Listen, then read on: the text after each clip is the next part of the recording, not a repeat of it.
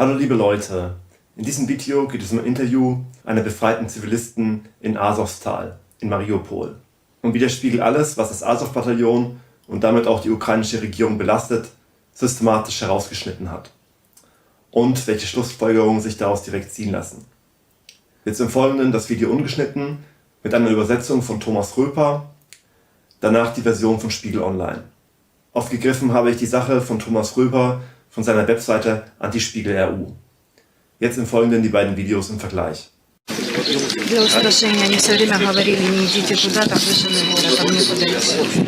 Они не хотели, чтобы люди выходили в город. Они все время говорили одно и то же: домов нет. Все выжжено, все разбомблено, там идти нет. Типа не ходите туда, там плохие парни, они вас напустят. Мы знали о коридорах из радио, у нас было радио, мы ловили волны, и мы знали, что есть коридоры, мы не могли до них добраться. Нас не выпускали из завода. Нас держали в бункере и просто не выпускали из завода. Мы по радио слушали: коридор, а как нам туда? Вот нас военные не выпускают. Говорят: мы вас туда не выпустим, там нехорошие люди, они вас сейчас расстреляют, они вам сейчас туда вам нельзя.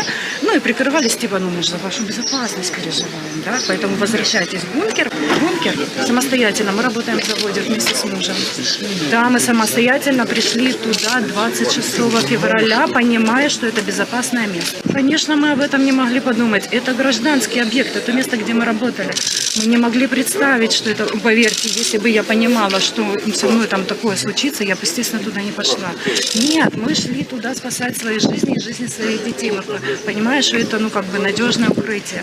Уже не могли, уже все, уже не пускали. Видимо, я так подозреваю, что они уже пришли с целью того, что мы здесь скроемся за мир.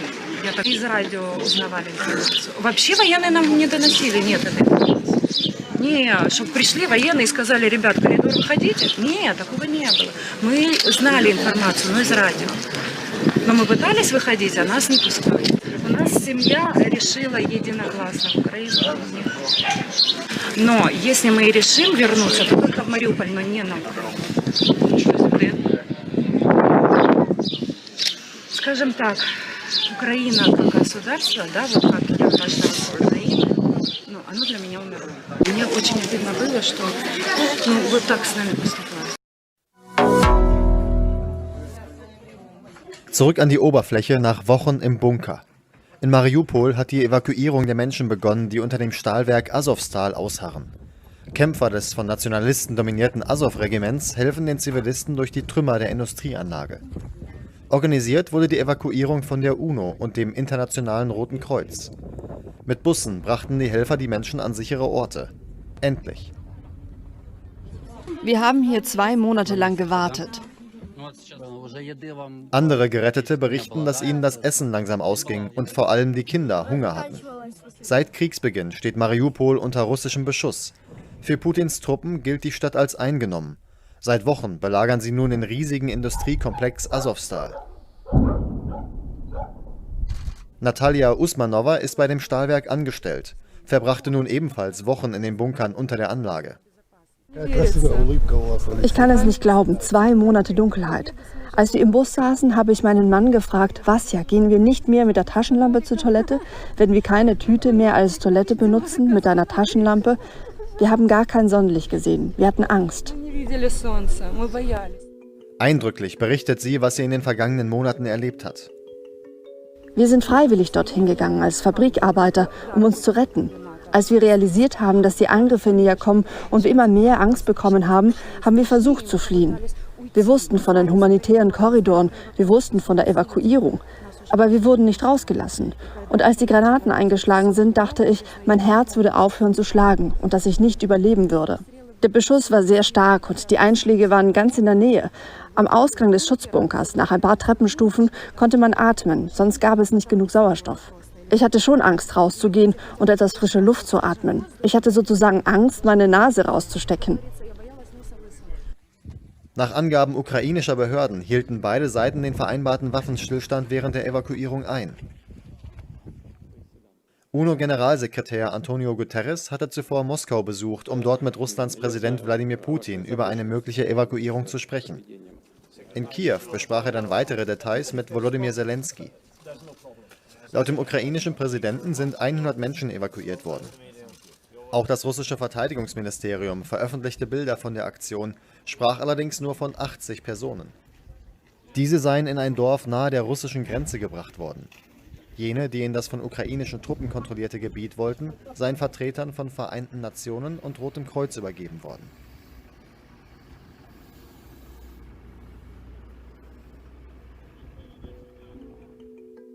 In jedem Fall ist all das nur ein Anfang. Laut ukrainischen Angaben sitzen rund 1000 Menschen unter dem Stahlwerk fest. Moskau spricht sogar von 2500 Personen. Es seien insbesondere Militärs und ausländische Söldner.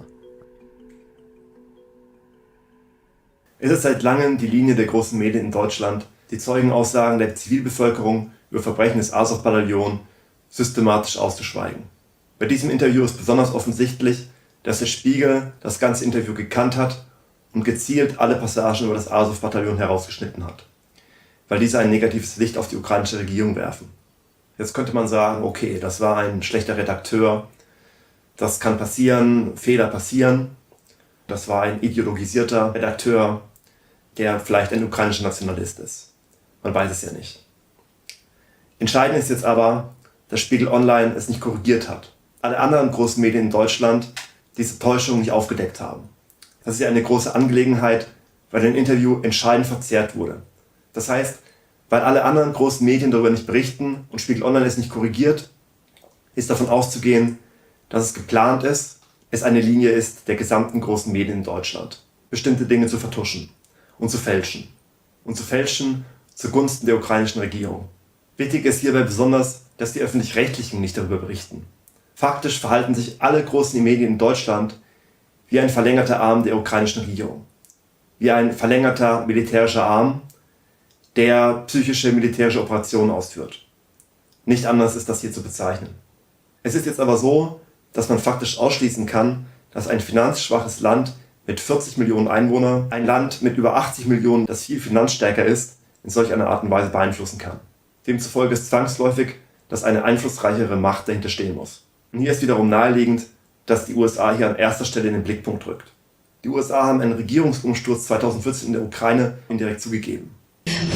The Euromaidan movement has come to embody the principles and values that are the cornerstones for all free democracies. What began on November 24th as a protest against President Yanukovych's decision to pause on the route to Europe has become much deeper and bigger. When Ukrainians say they are European, this is what they mean.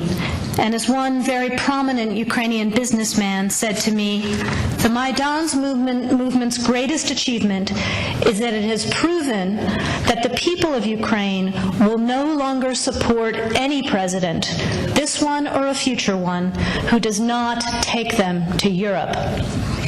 Throughout this period, the United States message has been clear and unequivocal. We stand with the people of Ukraine in their search for justice, human dignity, security, a return to economic health, and for the European future they have chosen and that they deserve. I spent more than 2 hours with President Yanukovych. It was a tough conversation, but also a realistic one. I made absolutely clear to him on behalf of the United States that what happened December 10th, and more generally what has been happening in security terms, is absolutely impermissible in a European state, in a democratic state. But I also made clear that the United States believes there is a way out for Ukraine, that it is still possible to save Ukraine's European future, and that is where we wanted to see the President lead his country. And that was going to require immediate steps to de-escalate the security situation and immediate political steps to end the crisis and get Ukraine back into a conversation with Europe and with the International Monetary Fund. Signing the association agreement with the EU would also put Ukraine on a path to strengthening the sort of stable and predictable business environment that investors require. There is no other path that would bring Ukraine back to long-term political stability and economic growth. We also commend the EU for leaving the door open on the association agreement and for continuing to work with the Ukrainian government on a way forward. The Ukrainian parliament has already passed some 18 separate separate pieces of required legislation in advance of the Eastern Partnership Summit in Vilnius. Although that was a missed opportunity, it would be a huge shame to see 5 years' worth of work and preparation go to waste if the AA is not signed in the near future. So it is time to finish the job. As Vice President Biden said in remarks last night, President Yanukovych has a choice. He can choose the path that leads to division and isolation, or he can take a leap and take immediate, tangible steps to defuse his country's crisis and start a genuine dialogue with the opposition and agree on a path that returns Ukraine to economic and political health. While these are challenging times in many ways, we also can't lose sight of the fact that this is a time for great optimism as well. You only have to be on the Maidan to feel the energy, to feel the hope of Ukrainians coursing through the center of Kyiv and across the country. People are engaging because they know they have a stake in the future of their country. We see energy, we see optimism that simply didn't exist in Ukraine 20 years ago. People are of all ages, of all classes, of all walks of life, are taking ownership of their future and coming out into the streets to demand a European future. They're doing so peacefully, with great courage, and with enormous personal restraint. Since Ukraine's independence in 1991, the United States has supported Ukrainians as they build democratic skills and institutions, as they promote civic participation and good governance, all of which are preconditions for Ukraine to achieve its European aspirations. We've invested over $5 billion to assist Ukraine in these and other goals that will ensure a secure and prosperous and democratic Ukraine. Today, there are senior officials in the Ukrainian government, in the business community, as well as in the opposition, civil society, and the religious community who believe in this democratic and European future for their country. And they've been working hard to move their country and their president in the right direction. We urge the government, we urge the president to listen to these voices, to listen to the Ukrainian people, to listen to the Euromaidan, and take Ukraine forward. The support of the people in this room is absolutely essential.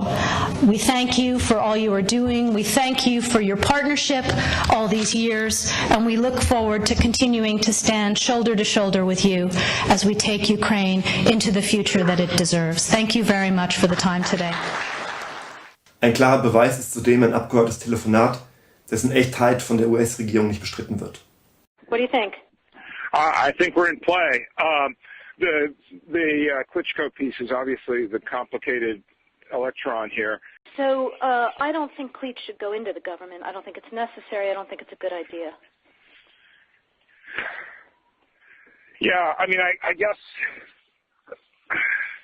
you think what in terms of him not going into the government, just let him sort of stay out and do his political homework and stuff. I think Yats is the guy who's got the economic experience, the governing experience. He's the guy, you know, what he needs is Klitsch and Tony Book on the outside. He needs to be talking to them 4 times a week, you know. I just think Klitsch going in, he's going to be at that level working for Yatsenyuk. It's just not going to work. Yeah, no, I think that's right. Okay. So that would be great, I think, to help glue this thing and have the UN help glue it. And, you know, fuck the EU. Die USA üben sich seit 1945 im Tiefstapeln. Auf Landkarten werden stets nur die USA gezeigt, aber nicht ihre Militärstützpunkte. Kein anderes Land hat vergleichsbar viele Militärstützpunkte. Hier eine Grafik erstellt von Daniele Ganser. Eine Karte ist ansonsten nicht zu finden. Der Hintergrund ist sehr wahrscheinlich der, dass die Kolonialreiche Großbritannien, Spanien auf der Welt sehr unbeliebt waren. Sie stapeln deswegen tief, um bei den Leuten eine Illusion zu erwecken, sie wären nicht in einem Einflussbereich. Weil die USA wissen, dass die Leute in fremden Ländern das ablehnen. Es ist auffällig, dass geostrategische Aspekte in den Medien, in den großen Medien nie erwähnt werden. Es geht immer nur um Demokratie und Menschenrechte. Und der Trick dabei ist, dass damit das Motiv für Kriege verschleiert wird vor vielen Leuten. 2003 beim Irakkrieg waren die Medien teilweise noch kritisch eingestellt. Es kamen viele kritische Stimmen zu Wort. Der Krieg wurde eher kritisiert. Das hat sich aber in den letzten 20 Jahren stark verändert. Es gibt heutzutage keine Kritik mehr.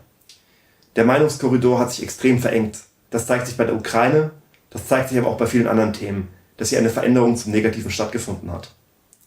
Dass es vielleicht auch schon früher negative Vorfälle gab, dass der CIA geheime Operationen durchgeführt hat, aber dass die Kontrolle über die Medien in den letzten 20 Jahren, dass sie nochmal stark zugenommen hat. Es jetzt wirklich überhaupt keinen Widerspruch mehr gibt in den großen Medien. Bei den öffentlich-rechtlichen ernsthafte Kritik überhaupt nie stattfindet.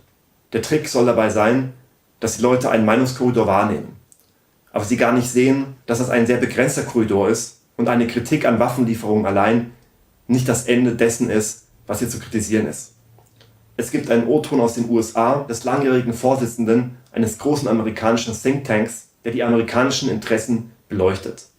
Es geht um George Friedman und den einflussreichen Thinktank Stratfor, den Friedman 1996 gegründet hat. Friedman wird in den alternativen Medien sehr kritisch beleuchtet, aber aus meiner Sicht kann man dankbar sein, dass er überhaupt diesen ehrlichen O-Ton liefert.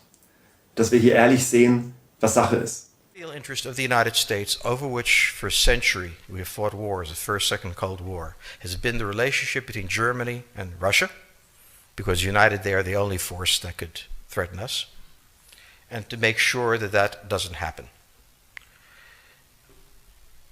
If you're a Ukrainian, is essentially reach out to the only country that will help you, which is the United States.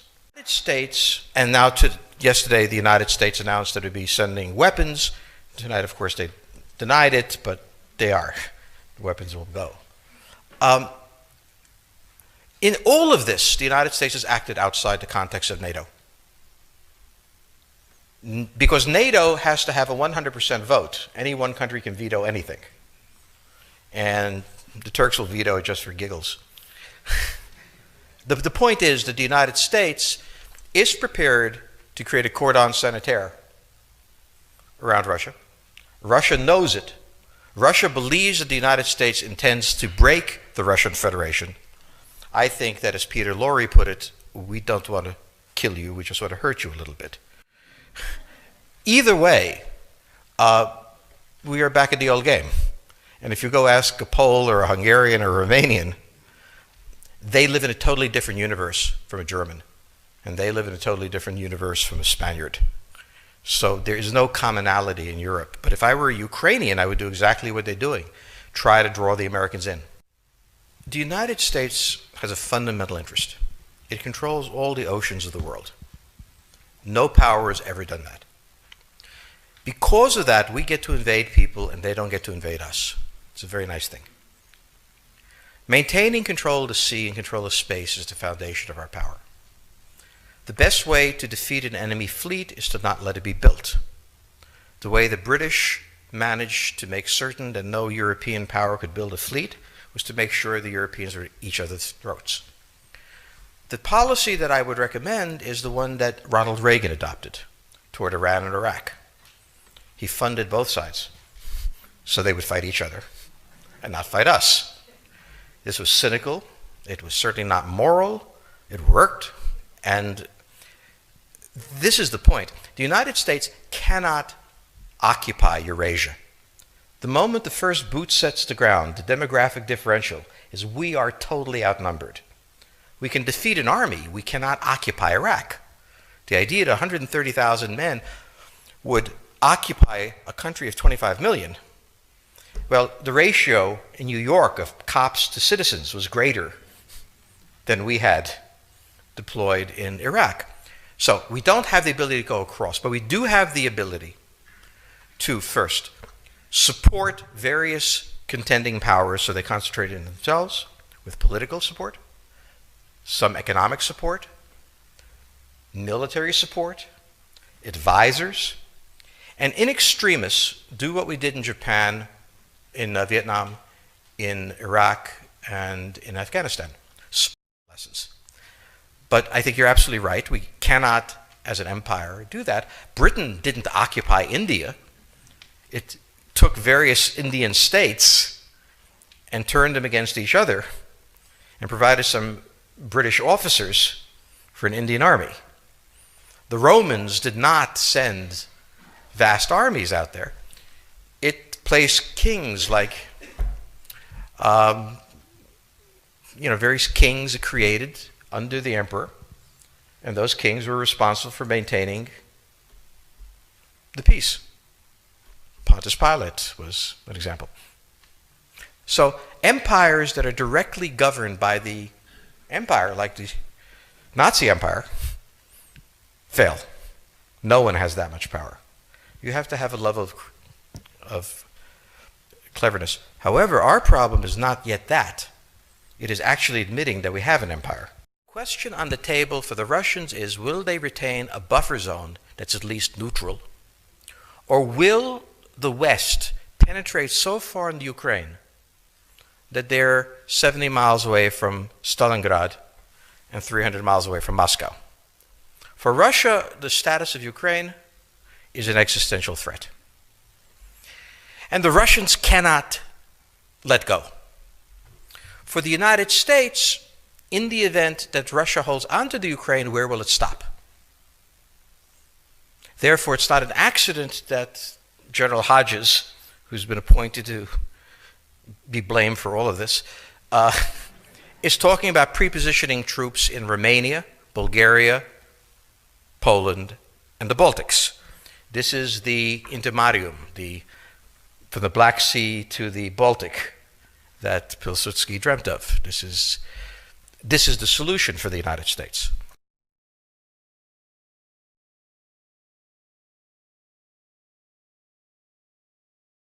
The issue to which we don't have the answer is, what will Germany do? So the real wild card in Europe is that as the United States builds this cordon sanitaire, not in Ukraine, but to the west, and the Russians try to figure out how to leverage the Ukrainians out, we don't know the German position. Germany is in a very peculiar position. Its former Chancellor, Gerhard Schroeder, is on the board of Gazprom. They have a very complex relationship to the Russians. The Germans themselves don't know what to do. They must export. The Russians can't take up the export. On the other hand, if they lose the free trade zone, they need to build something different. For the United States, the primordial fear is Russian capital, Russian technology, German technology and German capital, Russian natural resources, Russian manpower, as the only combination that has for centuries scared the hell out of the United States. So how does this play out? Well, the U.S. has already put its cards on the table. It is the line from the Baltics to the Black Sea.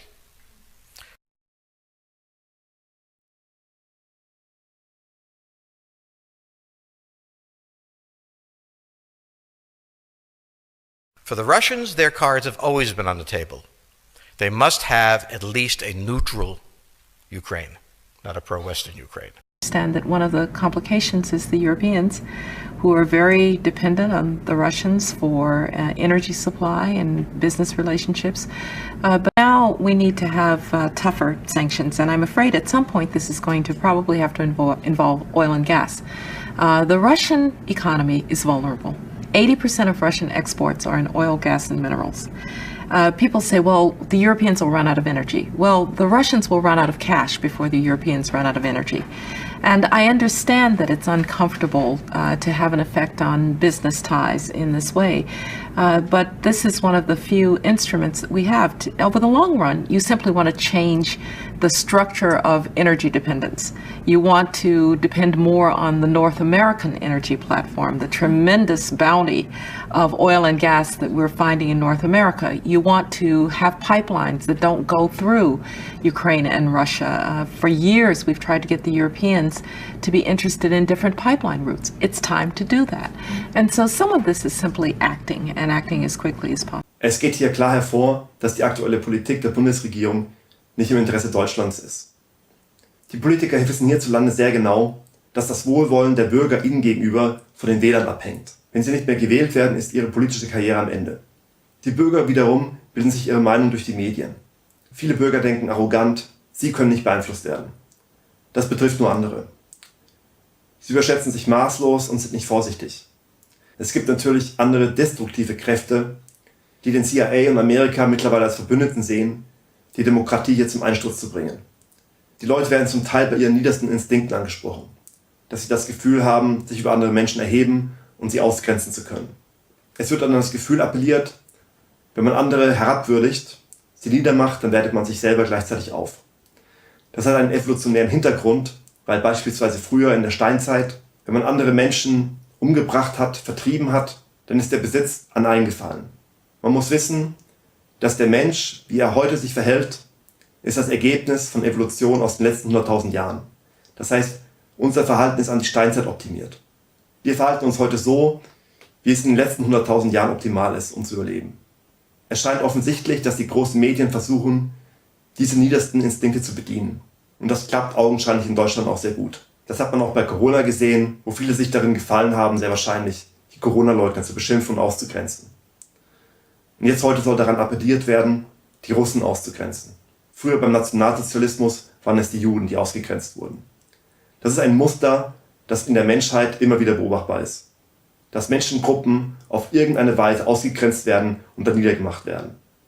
Das heißt, der Weg hieraus ist, den Leuten eindeutig zu verdeutlichen, das, was hier passiert, ist gegen ihre Interessen. Und das Mobbing nützt ihnen nichts. Sehr wahrscheinlich in Deutschland hilft weniger die gute Moral, als einfach das Aufzeigen, dass sie verarscht werden.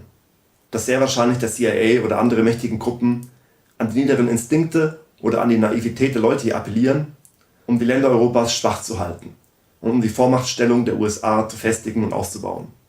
Das Verhalten der großen Medien hierzulande zeigt, dass wir es hier mit einem permanenten Regime-Change zu tun haben. Dass Regime-Changes nicht nur Länder der dritten Welt betreffen, sondern dass die USA versuchen, sehr wahrscheinlich in Deutschland, aber auch in jedem anderen Land, die Medien zu unterwandern und damit das Verhalten der Leute zu beeinflussen, zu steuern, dass sie gegen ihre eigenen Interessen wählen. Dass sie also wie Roboter von den USA ferngesteuert werden und die Vormachtstellung der USA festigen. Und Regierungen in Europa und anderswo an die Macht kommen, die schwach sind und nicht die Interessen ihrer Länder vertreten. Die Länder also systematisch von innen heraus geschwächt werden. Dass in der Ukraine an allen möglichen Stellen tatsächlich die USA die Fäden ziehen, dafür gibt es hier auch noch einen interessanten Bericht eines französischen Journalisten. Et eux aussi de découvrir in fine que pour pouvoir aller dans l'armée ukrainienne, eh bien, c'est les Américains qui sont à la manœuvre. C'est-à-dire que nous, on a failli se faire arrêter. On a été confronté à un Américain qui est venu nous dire « Ici, c'est moi qui commande ». C'est pas les Ukrainiens qui commandent, c'est moi qui commande. Je parle de la formation et de l'enrôlement dans l'armée ukrainienne de volontaires internationaux. Voilà. Le type m'a même donné son nom. C'est un ancien de la guerre d'Irak. J'ai fait mes vérifications. C'est un reportage qu'on peut retrouver dans le Figaro Magazine de cette semaine. J'ai été extrêmement surpris de la violence des propos de cet Américain, du fait qu'il nous a pris pour des volontaires au début. Quand il a vu qu'on était des journalistes, il nous a dit de dégager. Après, il était un peu plus...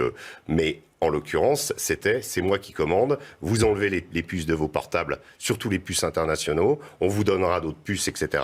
Et ensuite, on signe un contrat jusqu'à la fin de la guerre. » Voilà le... Non, mais il stipule quoi ce contrat ? Il stipule que vous combattez jusqu'à la fin de la guerre dans l'armée ukrainienne.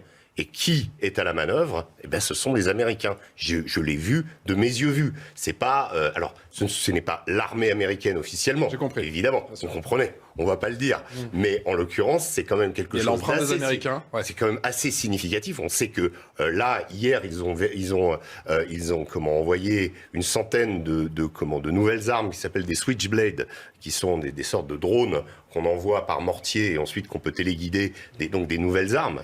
Officiellement, ils l'ont fait et ils vont le faire. Donc, ils ont quand même opéré, par rapport à ce que dit Karim, c'est quand même la vérité. Moi, j'ai eu l'impression un petit peu, quelque part, que cette guerre, au-delà de l'aspect romantique, moi j'ai l'impression d'être avec les brigades internationales et in fine, je me retrouve avec le Pentagone. Es ist zudem so, dass es den Verdacht gibt, dass sich in Asowstal in Mariupol beim Azov-Bataillon ein kanadischer General befindet. Dass es deswegen den westlichen Medien so wichtig ist, Zivilisten auszutauschen. Dass da so ein großer Fokus drauf ist, dass es Russland nicht gelingt, die Leute festzunehmen und sie dort die Stellung halten. Ihr könnt ja schreiben, was ihr denkt, was ich vergessen habe und was euch sonst so einfällt. Macht's gut.